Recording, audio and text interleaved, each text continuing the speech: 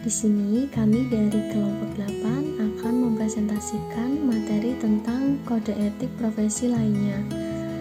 Perkenalkan, nama saya Nabila Fitri, NIM 079, dan dua teman saya, Amelia Vena, NIM 083, dan Sri Sulastri, NIM 086. Oke, mari langsung saja kita simak pembahasan materinya. Setiap organisasi profesi memiliki pedoman kode etik untuk menjadi standar atau acuan perilaku bagi para anggotanya. Oleh karena itu, dapat diketahui bahwa tidak ada sistematika baku dalam penulisan kode etik, dan juga terdapat banyak istilah dan konsep yang sama, tapi pemaknaan bisa jadi berbeda. Nah, pada materi hari ini, kita akan mempelajari tentang kode etik profesi. Yang pertama, kode etik Badan Pemeriksa Keuangan Republik Indonesia atau yang biasa disebut BPK RI. Yang kedua, kode etik Perhimpunan Auditor Internal Indonesia atau PAII. Yang ketiga, ada kode etik Psikologi Indonesia, dan yang keempat, ada kode etik profesi advokat. Langsung saja kita beralih ke slide selanjutnya. Kita akan membahas tentang kode etik Badan Pemeriksa Keuangan Republik Indonesia. Kode etik BPK dituangkan dalam Peraturan Badan Pemeriksa Keuangan Republik Indonesia Nomor 2 Tahun 2007, serta telah diumumkan dalam Lembaran Berita Negara Republik Indonesia Nomor 110 Tahun 2007. Kode etik ini berlaku untuk anggota dan pemeriksa BPK. Istilah anggota BPK dan pemeriksa BPK mempunyai pengertian yang berbeda. Menurut pasal 1 ayat 2 dan 3 Peraturan Badan Pemeriksa Keuangan Republik Indonesia Nomor 2 Tahun 2007, yaitu yang pertama, anggota BPK adalah pejabat negara pada BPK yang dipilih oleh DPR dan diresmikan berdasarkan keputusan Presiden. Yang kedua, pemeriksa BPK adalah orang yang melaksanakan tugas pemeriksaan pengelolaan dan tanggung jawab keuangan negara untuk atas nama BPK. Kita bahas pasal 2 Kode Etik BPK RI ini mengatur tentang nilai-nilai dasar yang wajib dimiliki oleh anggota dan pemeriksa BPK.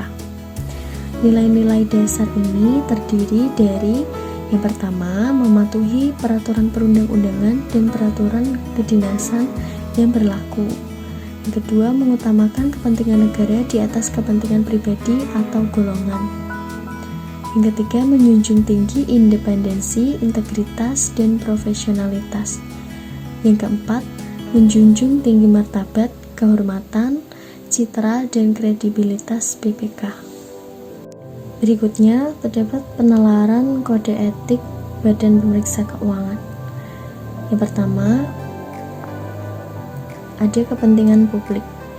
Di sini mengutamakan kepentingan negara di atas kepentingan golongan ataupun pribadi. Terdapat pada pasal 2B. Yang kedua, ada tanggung jawab, yaitu mengembangkan standar kompetensi tinggi yang menyangkut knowledge, skill, dan attitude. Yang ketiga, ada kompetensi. Kompetensi di sini dilihat dari 3 unsur, yaitu unsur knowledge, skill, dan attitude. Yang pertama, ada knowledge. Profesi adalah bidang pekerjaan yang dilandasi pendidikan keahlian tertentu. Terdapat pada pasal 1 ayat 8. Yang kedua, keterampilan atau skill. Standar pemeriksaan keuangan negara atau SPKN merupakan patokan pemeriksaan yang menyangkut standar umum, standar pelaksanaan pekerjaan, dan standar pelaporan. Hal ini terdapat pada pasal 1 ayat 5. Selanjutnya ada sikap perilaku atau attitude. Di sini menyangkut diri pribadi dan hubungan dengan lembaga ataupun pihak lain. Nah, sikap perilaku ini terdiri dari yang pertama ada menyangkut diri pribadi. Bagi setiap anggota dan pemeriksa wajib mematuhi dan memiliki dan menjunjung nilai-nilai dasar terdapat pada pasal 2. Yang pertama ada taat pada peraturan, mengutamakan kepentingan negara, menjunjung tinggi independensi, integritas dan profesionalitas, dan menjunjung tinggi martabat, kehormatan, citra dan kredibilitas BPK. Selanjutnya ada hubungan rekan sejawat. Di sini menghormati dan mempercayai serta saling membantu di antara pemeriksa sehingga dapat bekerja sama dengan baik dalam melaksanakan tugas. Selanjutnya hubungan klien. Hubungan klien di sini dimaksudkan untuk menghindari terjadinya benturan kepentingan. Selanjutnya dilarang menerima pemberian dalam bentuk apapun, baik langsung maupun tidak langsung. Selanjutnya dilarang membocorkan informasi yang diperolehnya dari audite. Yang ketiga dilarang merangkap jabatan pada badan, lembaga atau perusahaan lain untuk anggota dan pemeriksa. Selanjutnya ada dilarang menjadi anggota partai politik bagi anggota BPK. Selanjutnya kita akan membahas tentang nilai dasar independensi, integritas, dan profesionalitas BPK. Nilai dasar independensi di sini untuk anggota BPK ada memegang sumpah jabatan, netral dan tidak berpihak, menghindari benturan kepentingan, menghindari hal-hal yang dapat mempengaruhi objektivitas, dilarang merangkap jabatan, dilarang menjadi anggota partai politik, dilarang menunjukkan sikap dan perilaku yang menyebabkan orang lain meragukan independensinya. Sedangkan untuk pemeriksa, dia bersifat netral dan tidak berpihak, menghindari benturan kepentingan, menghindari hal yang mempengaruhi objektivitas, mempertimbangkan informasi, pandangan, dan tanggapan pihak yang diperiksa, bersikap tenang, mampu mengendalikan diri, dilarang merangkap jabatan, dilarang menunjukkan sikap dan perilaku yang menyebabkan orang lain meragukan independensinya. Dan yang terakhir yaitu dilarang membocorkan informasi. Selanjutnya nilai dasar integritas. Di sini untuk anggota BPK harus bersikap tegas, jujur, memegang rahasia pihak yang diperiksa, dilarang menerima pemberian dalam bentuk apapun, baik langsung ataupun tidak langsung. Dan untuk pemeriksa, sifatnya harus bersikap tegas, sama, jujur, memegang rahasia pihak yang diperiksa, dilarang menerima pemberian dalam bentuk apapun, baik langsung maupun tidak langsung, dan dilarang menyalahgunakan wewenang. Nilai dasar yang terakhir yaitu profesionalitas. Untuk anggota BPK, prinsip kehati-hatian, ketelitian, dan kecermatan. Selanjutnya menyimpan rahasia negara dan jabatan, dan tidak menyalahgunakan rahasia negara untuk kepentingan pribadi ataupun golongan atau pihak lain, dan menghindari perbuatan di luar tugas dan wewenangnya. Sini untuk pemeriksa adanya prinsip kehati-hatian, ketelitian, kecermatan, menyimpan rahasia negara dan jabatan, tidak menyalahgunakan rahasia negara untuk kepentingan pribadi, golongan, ataupun pihak lain, menghindari perbuatan di luar tugas dan wewenangnya, meningkatkan kemampuan profesionalisme secara berkelanjutan dan memiliki komitmen tinggi, dan kerjasama saling menghormati dan mempercayai antara rekan sejawat. Selanjutnya kita akan membahas tentang kode etik Perhimpunan Auditor Internal Indonesia atau PAII. Sini ada dua kategori kode etik yang ditetapkan oleh PAII. Yang pertama ada kode etik PAII sendiri berlaku bagi organisasi profesi dan semua anggota PAII yang bekerja pada departemen atau bagian audit internal suatu organisasi atau perusahaan. Yang kedua ada kode etik QIA atau yang biasa disebut Qualified Internal Auditor. Kode etik ini terdapat bagi anggota yang telah memperoleh kualifikasi atau sertifikasi dari QIA melalui suatu pendidikan formal yang ditetapkan oleh PAII. Baik, materi selanjutnya akan dilanjutkan oleh Sri Sulastri. Baik, di sini saya akan melanjutkan presentasi untuk slide ke-13 sampai slide ke-22. Untuk slide ke-13, ringkasan kode etik PAII. Yang pertama, kepentingan publik. Untuk mempertahankan kepercayaan dari pemberi tugas, para anggota harus menunjukkan loyalitas kepada pemberi tugas atau manajemen.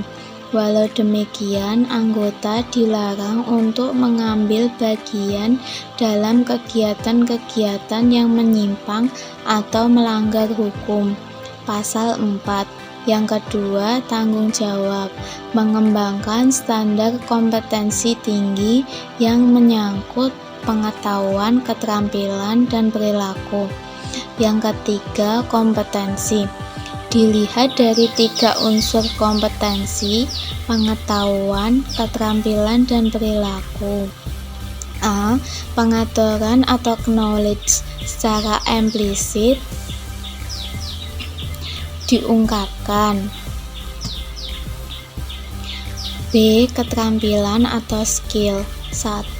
Para anggota harus tetap berusaha meningkatkan keahlian dan keefektifan dalam bekerja. Yang kedua, dalam berpendapat, para anggota harus menggunakan semua kemampuannya untuk memperoleh bukti-bukti memadai yang dapat mendukung pernyataannya. C. Sikap perilaku atau attitude. Pertama, menyangkut diri. 1. PAII berasaskan Pancasila dan Undang-Undang Dasar 1945 Pasal 2. 2. Para anggota diwajibkan untuk bersikap jujur, objektif, dan hati-hati dalam menjalankan tugas-tugas maupun kewajiban. Pasal 3. 3. Para anggota harus menghindari kegiatan yang dapat menimbulkan prasangka yang meragukan kemampuannya untuk secara objektif menyelesaikan tugas dan kewajibannya. Pasal 5. Keempat, para anggota harus mematuhi peraturan dan mendukung pencapaian tugas PAII dalam menjalankan profesinya dan harus selalu sadar akan kewajibannya untuk memelihara standar yang tinggi tentang kompetensi, moralitas, dan kehormatan yang ditetapkan oleh PAII dan para anggotanya. Pasal 10. Selanjutnya, hubungan rekan sejawat tidak diatur. Hubungan klien.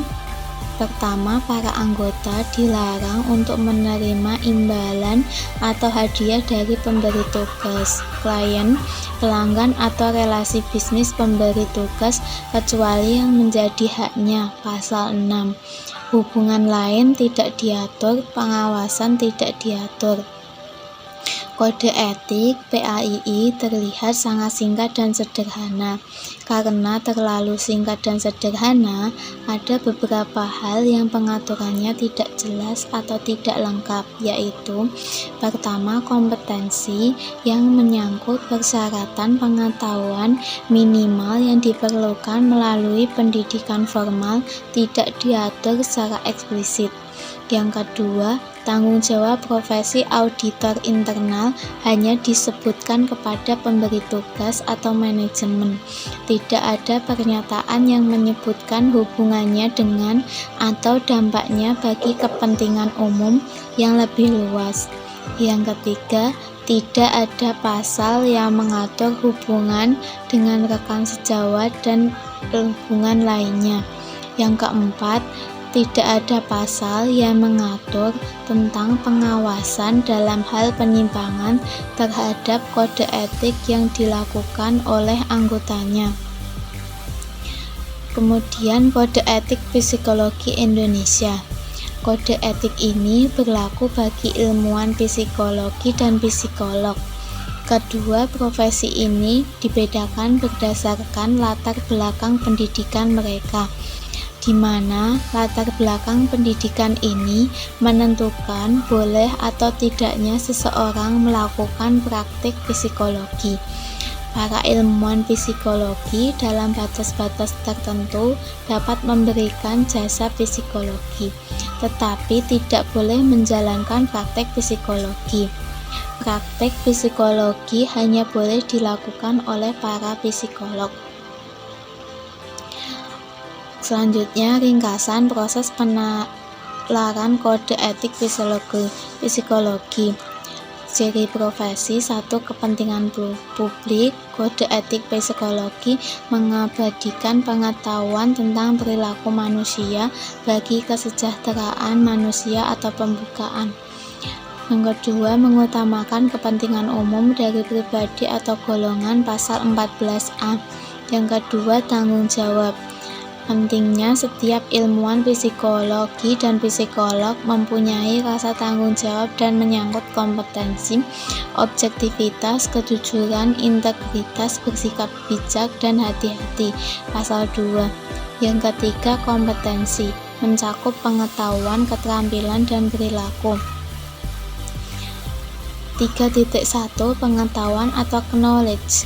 Ilmuwan psikologi adalah para lulusan perguruan tinggi dan universitas di dalam maupun luar negeri, yaitu mereka yang telah mengikuti pendidikan dengan kurikulum nasional atau SK Mendikbud nomor 18D 01993 untuk pendidikan program akademik atau sarjana psikologi.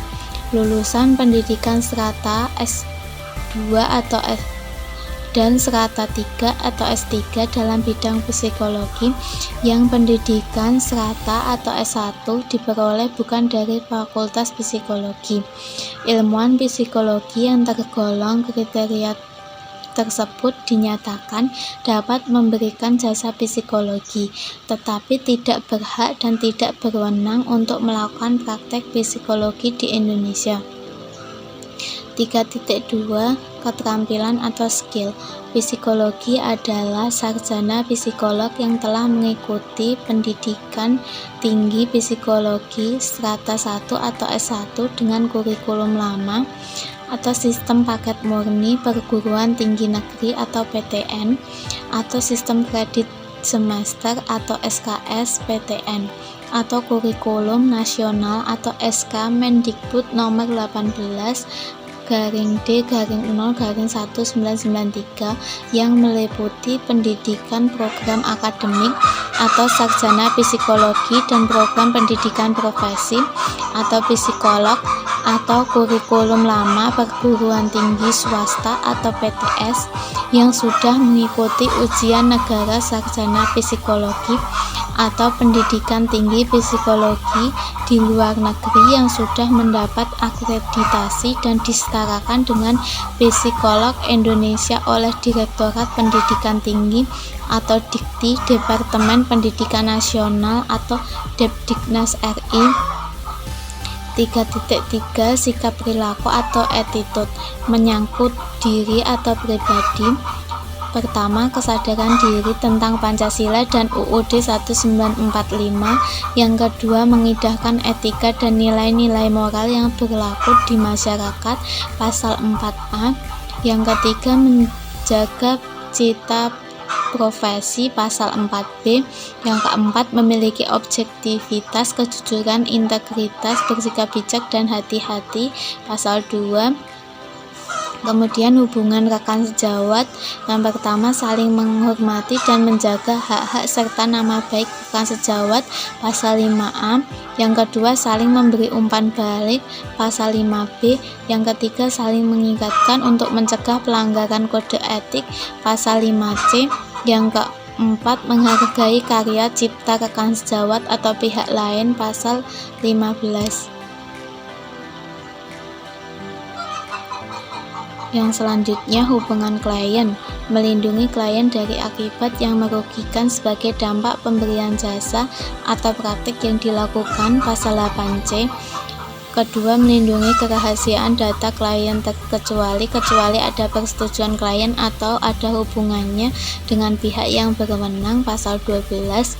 Yang ketiga, mengutamakan ketidakberpihakan dalam kepentingan pemakai jasa atau klien dan pihak-pihak terkait, pasal 8D. Hubungan lain, menghargai komunikasi lain, pasal 6A. Mencegah pemberian jasa dari pihak lain yang tidak kompeten, pasal 6B. Pengawasan melalui majelis psikologi, pasal 18.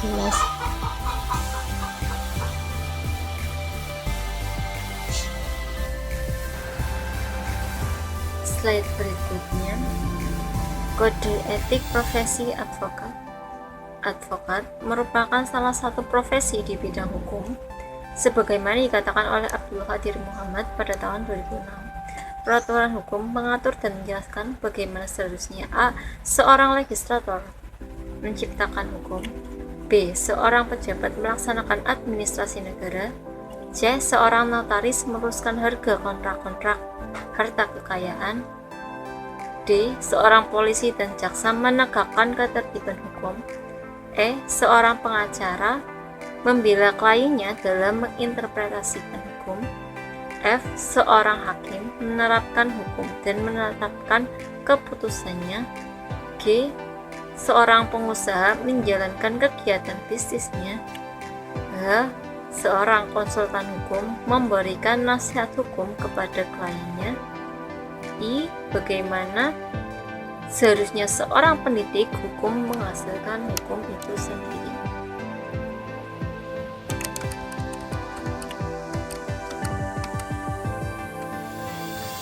Menurut Nota Hamid Jujur dalam Abdul Qadir Muhammad pada tahun 2006, seorang profesional di bidang hukum perlu memiliki yang pertama, sikap manusiawi, yang artinya tidak hanya menghadapi hukum secara formal, melainkan kebenaran yang sesuai dengan hati nurani.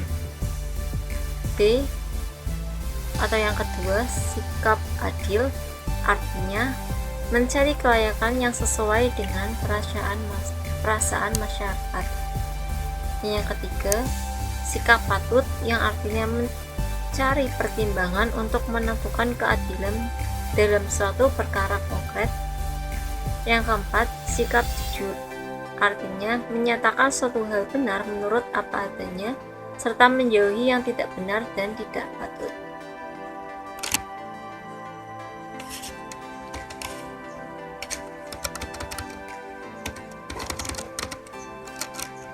Berikut adalah tabel penalaran kode etik profesi advokat Indonesia. Untuk ciri profesi yang pertama, kepentingan publik. Kode etik advokatnya, A. Tidak bertujuan semata-mata untuk memperoleh imbalan materi, tetapi lebih mengutamakan tegaknya hukum, kebenaran, dan keadilan. Hal ini termuat dalam pasal 3B. B. Wajib memberikan bantuan hukum cuma-cuma bagi orang yang tidak mampu. Hal ini termuat dalam pasal 7B. Untuk ciri profesi yang kedua, tanggung jawab. Kode etik advokatnya menjaga cita dan martabat kehormatan profesi, menjunjung tinggi kode etik dan sumpah jabatan atau pembukaan, dan memelihara kompetensi. Ciri profesi yang ketiga, kompetensi. Mencakup pengetahuan, keterampilan, dan perilaku. A. Pengetahuan, berpraktik memberi jasa hukum baik di dalam maupun di luar pengadilan yang memenuhi persyaratan berdasarkan undang-undang yang berlaku, termuat dalam pasal 1A. B. Keterampilan atau skill, sama dengan pasal 1A seperti sebelumnya. Yang ketiga atau C. Sikap perilaku atau attitude. Untuk sikap perilaku yang pertama, menyangkut diri atau kepribadian. A.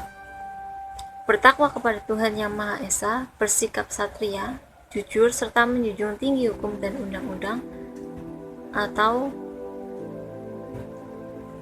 Hal ini itu termuat dalam pasal 2. Yang kedua, bersedia memberi nasihat dan bantuan hukum tanpa membedakan agama, suku, keturunan, kedudukan sosial, keyakinan politik. Hal ini termuat dalam pasal 3A. C. Bekerja dengan bebas dan mandiri serta tidak dipengaruhi oleh siapapun dan wajib menjunjung tinggi hak asasi manusia dalam negara hukum Indonesia. Hal ini termuat dalam pasal 3C.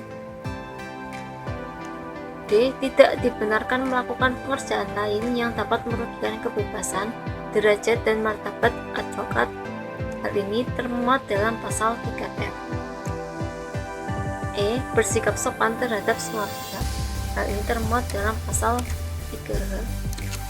Untuk sikap perilaku yang kedua, hubungan dengan rekan sejawat. Kode etik advokatnya: A.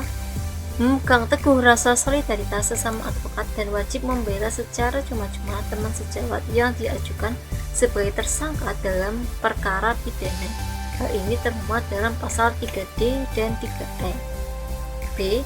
Hubungan antara teman sejawat advokat berdasarkan sikap saling menghormati, menghargai, dan mempercayai. Hal ini termuat dalam pasal 5A. C. Tidak menggunakan kata-kata tidak sopan atau yang menyakitkan hati. Hal ini termuat dalam pasal 5B. D. Keberatan terhadap tindakan teman sejawat harus diadukan kepada Dewan Kehormatan. Hal ini termuat dalam pasal 5C. E. Tidak diperkenankan menarik klien teman sejawat. Hal ini termuat dalam pasal 5D. F. Advokat baru hanya dapat menerima perkara setelah menerima bukti pencabutan pemberian kuasa kepada advokat terlebih dahulu. Hal ini termuat dalam pasal 5E. G. Advokat lama wajib memberikan kepada advokat yang baru semua surat dan keterangan penting untuk mengukur perkara tersebut. Hal ini termuat dalam pasal 5F.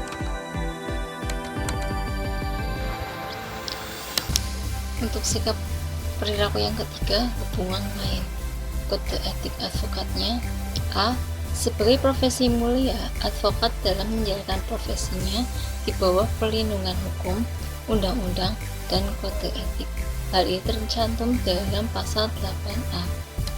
B. Tidak diperkenankan memasang iklan menurut pasal 8B. C. Tidak mengadakan kantor cabang di tempat yang merugikan kedudukan advokat.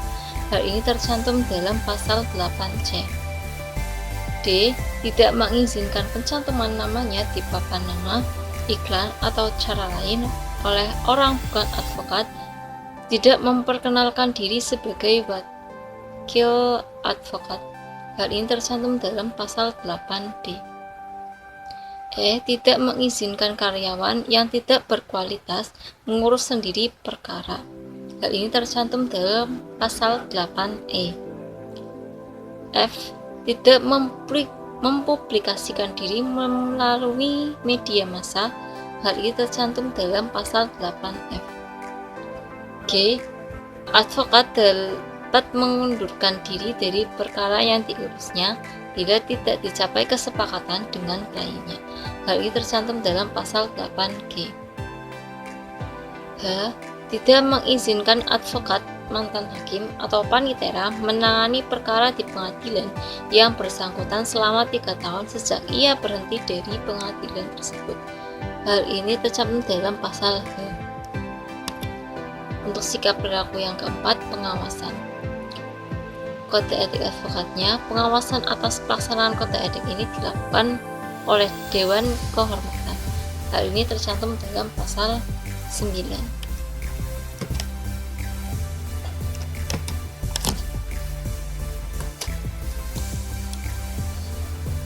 Berikutnya adalah tabel perbandingan kode etik.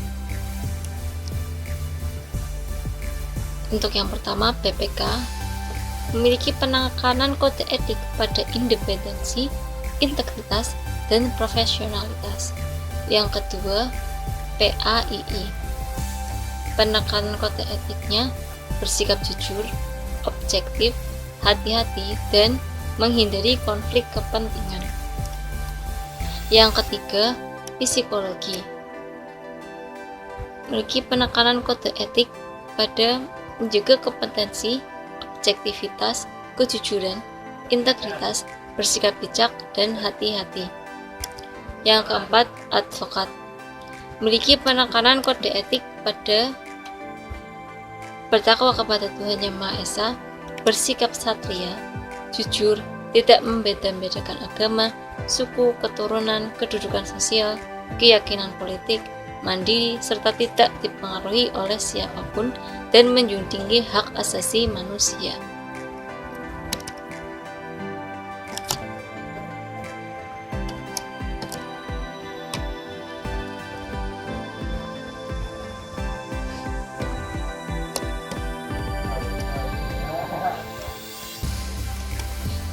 Selanjutnya, profesi dan hakikat manusia utuh. Bila seorang profesional benar-benar menghayati profesinya dan betul-betul mau mematuhi kode etik yang ditetapkan atas dasar kesadaran diri dalam melaksanakan profesinya, maka sebenarnya ia telah menjalani kehidupan sesuai dengan hakikat manusia seutuhnya. Hakikat manusia utuh adalah hidup dengan menyeimbangkan pemenuhan PQ, EQ, dan SQ. Kesadaran untuk terus-menerus memelihara unsur kompetensi, ilmu pengetahuan, dan keterampilan teknis mencerminkan upaya untuk meningkatkan IQ. Kesadaran untuk menumbuhkan sikap perilaku yang baik dalam menjalankan profesi sebenarnya sekaligus untuk memupuk EQ dan SQ. Membangun karakter, prinsip-prinsip, dan nilai-nilai dasar seperti bertakwa kepada Tuhan Yang Maha Esa, menanamkan integritas, kejujuran, independensi, objektivitas, dan sejenisnya merupakan fondasi untuk membangun SQ. Melayani klien dengan kompetensi tinggi, menjaga hubungan harmonis dengan rekan sejawat atas dasar saling menghormati, menghargai dan mempercayai, berbicara sopan dengan siapapun merupakan dasar bagi pengembangan EQ. Dengan demikian, walaupun tidak dijelaskan secara eksplisit di dalam setiap kode etik, seorang profesional yang benar-benar telah mematuhi dan mengikuti kode etik profesi dalam menjalankan profesinya, sebenarnya disadari atau tidak, ia telah menjalani kehidupan sebagai manusia yang seutuhnya.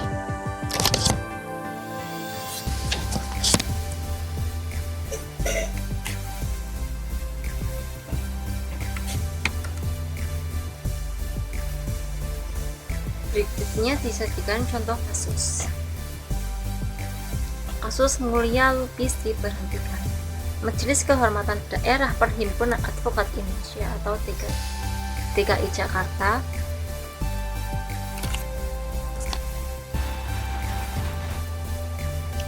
Berikutnya disajikan contoh kasus Mulia Lubis diberhentikan. Majelis Kehormatan Daerah Perhimpunan Advokat Indonesia DKI Jakarta memberhentikan secara tetap Betul Mulia Lubis sebagai seorang advokat. Ia dinilai melakukan pelanggaran berat, yaitu melanggar larangan konflik kepentingan dan lebih mengedepankan materi dalam menjalankan profesi dibandingkan dengan penegakan hukum, kebenaran, dan keadilan. Majelis Kehormatan menilai Toto melanggar pasal 4C dan pasal 3B Kode Etik Advokat Indonesia. Pelanggaran tersebut dilakukan ketika Toto menjadi kuasa hukum Salim Group terkait kasus Sugar Group Companies atau SGC di Pengadilan Negeri Kota Bumi dan PN Gunung Sugi, Lampung.